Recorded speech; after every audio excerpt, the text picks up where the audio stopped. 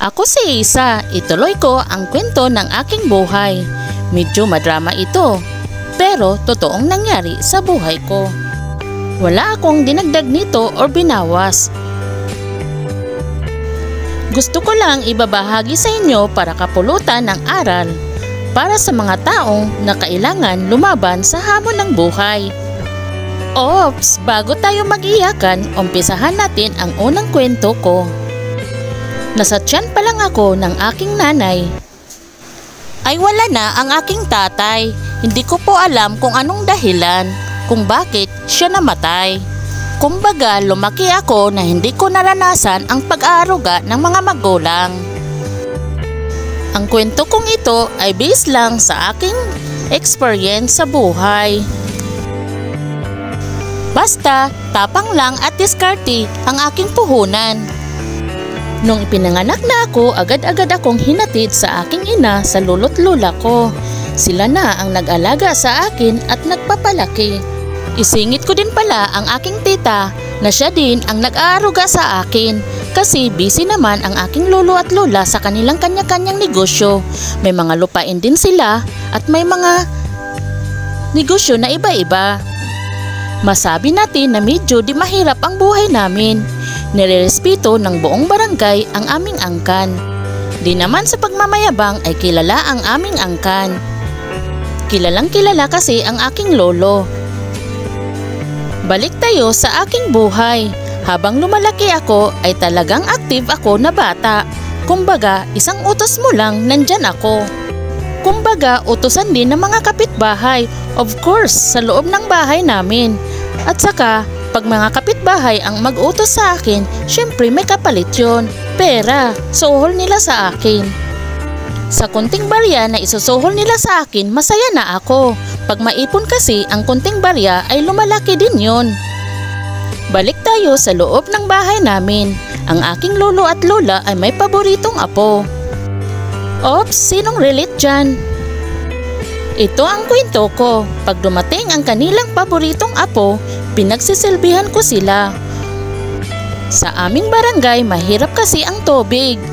Kaya, pinag-iigiban ko ang paborito nilang apo. Sa murang edad ko, marunong na akong mamangka mag-isa, pero minsan sinasama ko ang aking kaibigan para mag-igib sa malayong lugar. Pinaglalaba ko din ang kanilang paboritong apo, pinagsisilbihan sa hapagkainan. Otos dito, otos doon. Lahat ng otos ng buong bahay ay akin. Sinalo ko na lahat siguro. Ang kasipagan ko. Tuwing kumakain kami, ang paborito nilang apo, ang pinaghainan ng masarap na ulam. Ang hindi ko makalimutan ay lagi akong sabaw pag nandyan ang paborito nilang apo. At higit sa lahat, hanggang ngayon tumatak sa aking isip ang isang alimango, ulam ng kanilang paboritong apo. Alam nyo ba kung anong nangyayari sa alimango na yun? Siyempre, yung lolo ko magaling magluto sa alimango na yan. Nilalagyan niya ng lolo ko ng buko. At kung ano-ano pa, para masarap. Siyempre, ang sarap-sarap ng sabaw. Bakit nasabi ko masarap ang sabaw? Masarap naman talaga ang sabaw ng alimango. Sabaw lang kasi ang akin at ang mga galamay. Ang katawan ng alimango ay para sa kanilang paboritong apo. Pero okay lang yun sa akin, walang problema. Pero nakatatak sa isip ko pag ako'y lumaki at magkaroon ng trabaho, mabili ko na ang gusto kong alimango na makain ko na ang katawan. Kahit natatakam ako kasi galamay lang sa akin, titingin na lang ako sa kanila. Siyempre paboritong apo, wala ka nang magawa. Saklap no? Pero yon ang totoo. Ni minsan, hindi ko maranasan ang bagong gamit or bagong damit. Talagang sinusunod ko lang sa paborito nilang apo. Tapos, ang pinakamasakit pa, tuwing magsasaking kami ng kopra para ibenta sa city, ang nangyari pag uwi nila. O apo, mayroon kayong dito, mga damit para sa inyo to. O ito, binili ko, mga t-shirt. Ako, nag-aantay lang kung abutan. Bakit sila lang? Ako wala. Ako nagpakahirap pagpasok sa sako sa kopra, nagsasaking. Ang bigat-bigat pa ng kopra tapos silang mayroon.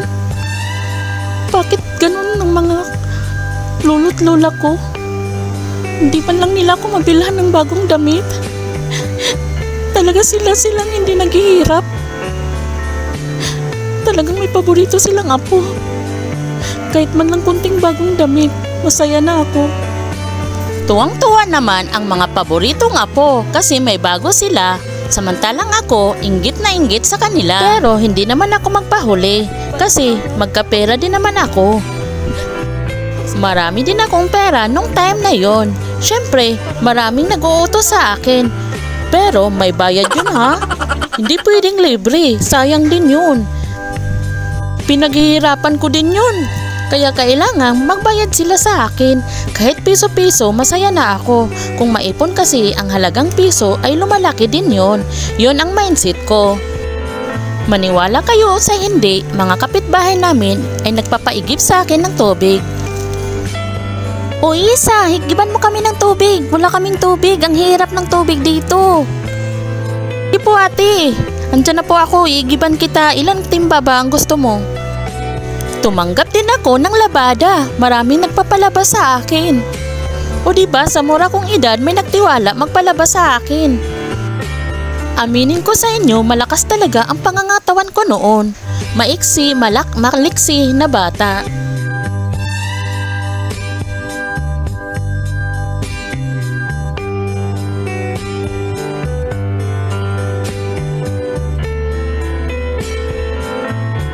Nagbibinta din ako ng kung ano-ano. Yung kapitbahay namin ay mahilig magluto ng gulay, kaya ako ang tagalako. Gulay po kayo dyan, gulay. Masarap tong gulay, ginataang gulay. Baka gusto nyo po, madali lang to. Madali lang pong nguyain nyo.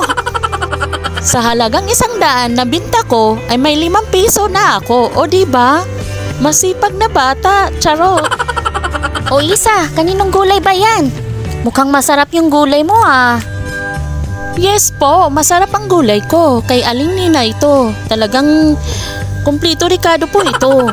Isa, bilib talaga ako sa'yo. Ang dami-dami mong racket. Kung ano-ano na lang binibinta mo. Kung hindi maglabada, mag-iigib. Kung ano na lang. Parang hindi ka ata napapagod Isa eh. Sayang din po kasi ang konting komisyon.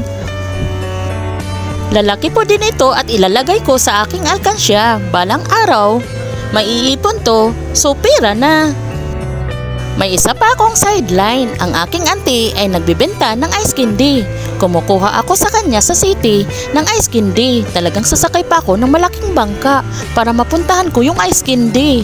O diba, wala naman kasi akong pamasahe kasi maliit lang ako na bata eh. Ayan, pagdating ng aming barangay, nilalako ko na kaagad yun. Ice candy kayo dyan. Masarap tong ice candy. Parang ice cream siya. Baka gusto nyo.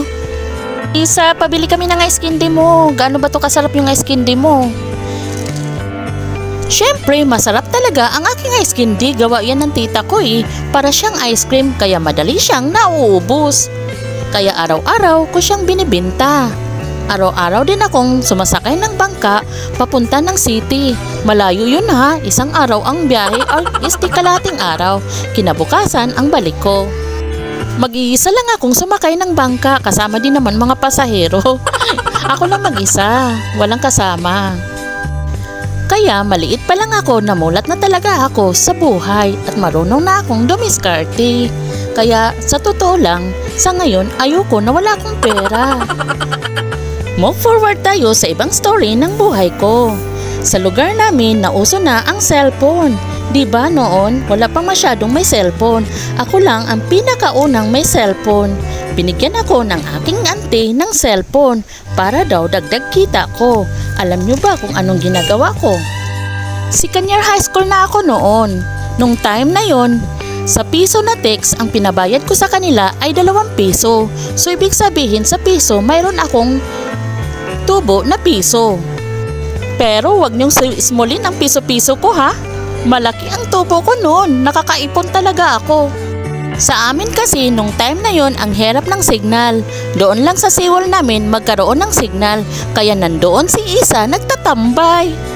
Kaya yung mga tao na gustong makausap ang kanilang mahal sa buhay, talagang pinupuntahan ako doon sa siwol kasi ang dami talagang nagpapatik sa akin noon.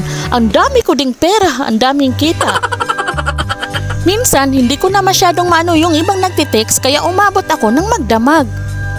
Nag-aantay sa kanila or hindi ako nag-aantay sa dami nila. Talagang magpapatext sa akin. Ang saya-saya din naman kasi ang dami din namin doon sa Seawall. Talagang puyatan ang inyong isa.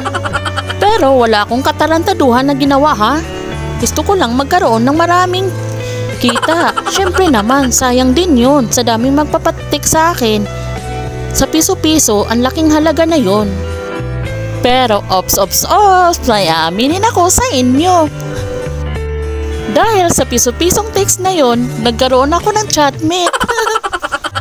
Yung taga sa amin kasi, yung pamangkin niya ay isang seaman, ayun laging nagpapa-text sa akin. Hindi pa pala chatmate yon, textmate pa pala yon. Sorry po, nakalimutan lang wala pa palang FB noon Sa tuwing magpapatik sa akin yung tita niya, syempre ako taga-reply kasi sasabihin naman sa akin kung anong sasabihin. Hanggat di ko namamalayan, nanligaw na pala sa akin ang aking textmate. Ops, huwag niyo akong husgahan, hindi ako gold digger ha. Kisyo, mayaman siya, hindi ako ganon. Nung pumunta ang aking textmate sa barangay namin, syempre, marami akong pasalubong. Binigyan niya ako ng maraming pasalubong. Kaso nahiya ako at saka hindi ko talaga tinanggap.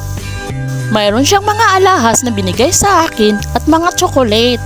Pero ang aking kaibigan ang tumanggap, hindi ako. Ayoko talaga, nakakahiya.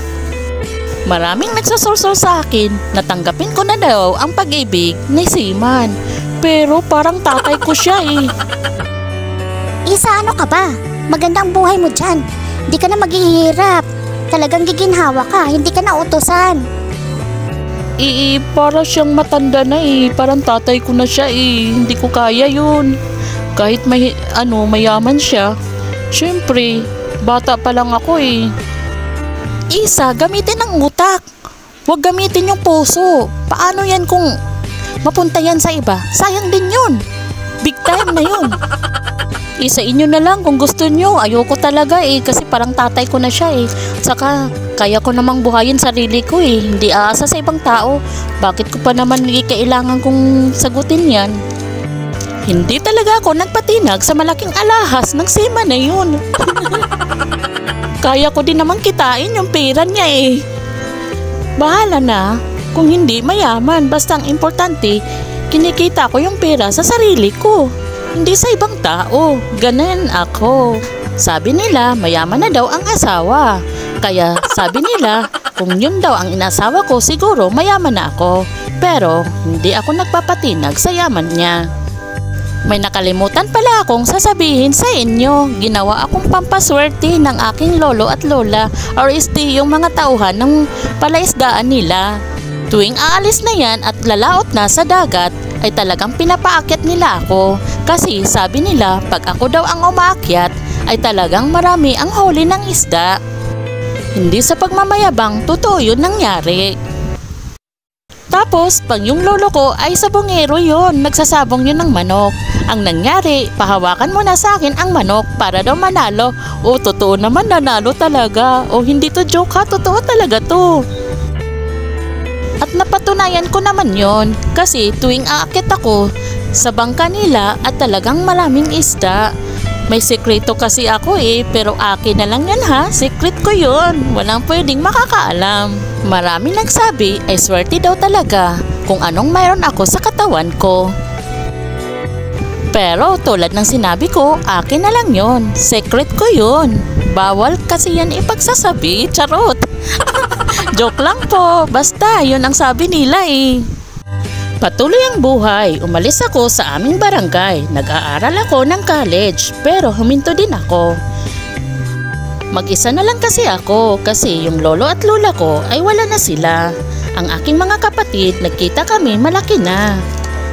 At ang nanay ko ay nag-asawa din muli at nagkaroon ako ng mga half-sister at half-brother. Di ko tinapos ang aking college, umalis ako papuntang Maynila. Tamang-tama din ang aking pinsan naghahanap ng trabaho. May karanasan kasi ako na di ko gusto. Gusto kong makamove on, makaiwas sa mga alaala. Kailangan ko sigurong mag-move on na. Kailangan kong iwanan ang lugar na to. Sa mga karanasan ko na hindi ko gusto at ayaw ko nang balikan pa.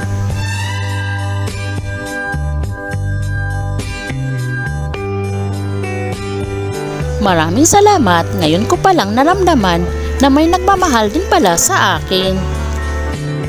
Sa hirap ng naranasan ko, lumaki akong natuto sa buhay. Walang ibang inasahan kundi sarili ko lang.